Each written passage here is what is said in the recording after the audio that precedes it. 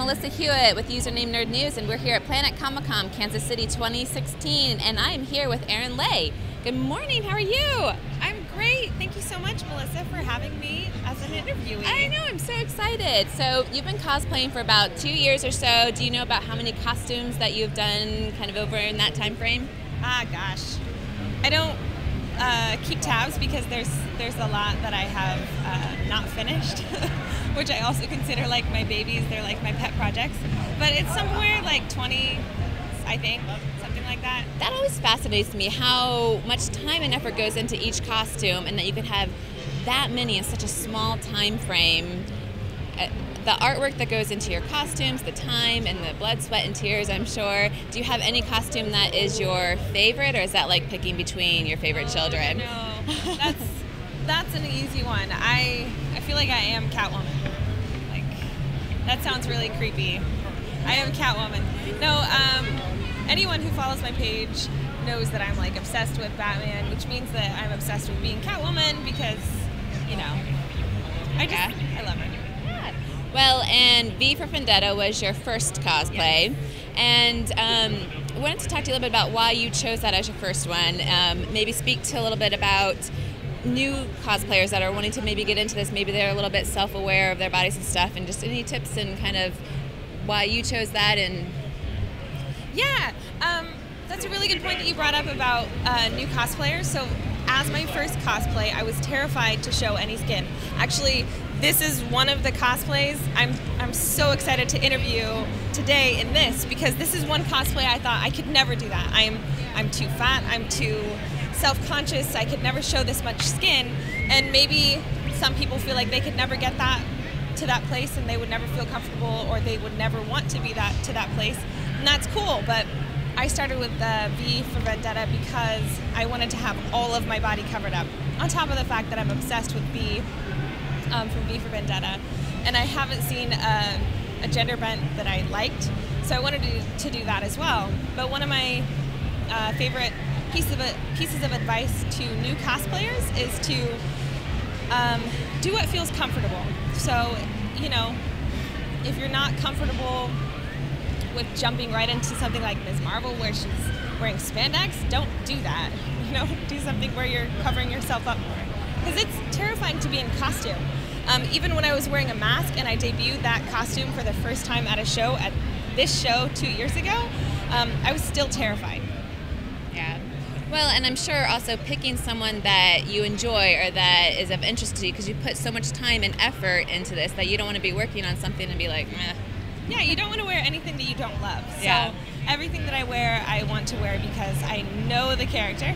Because you don't want to have people come up and say, hey, let's talk about this fandom, and be like, yeah, I don't know what this is about, but I mean, that happens, I guess. So do you have any projects that you're wanting to create that you're like, I really want to get to a place where I can make this costume, where I can...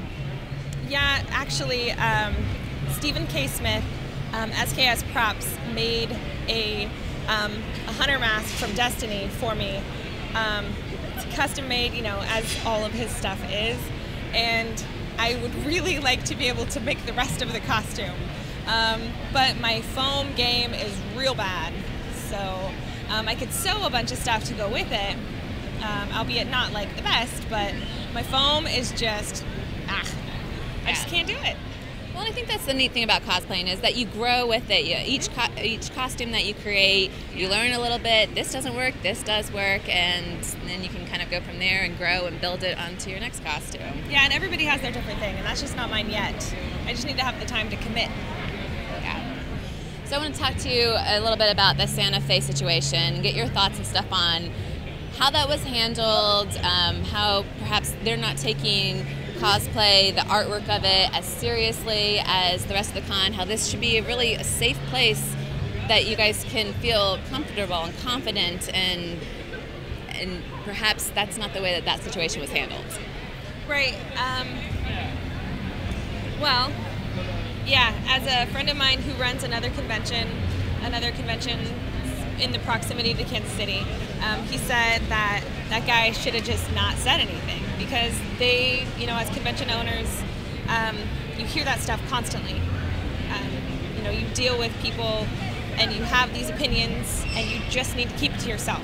You have to just keep it to yourself. So he should have kept it to himself, first of all, and he didn't, and he just let whatever get the best of him. But second of all, I don't know how he can run a convention and have those feelings. How can he be part of the nerd community and not be inclusive, in my opinion? Because cosplay is just as much about expressing your nerdiness and expressing your fandom as anything else.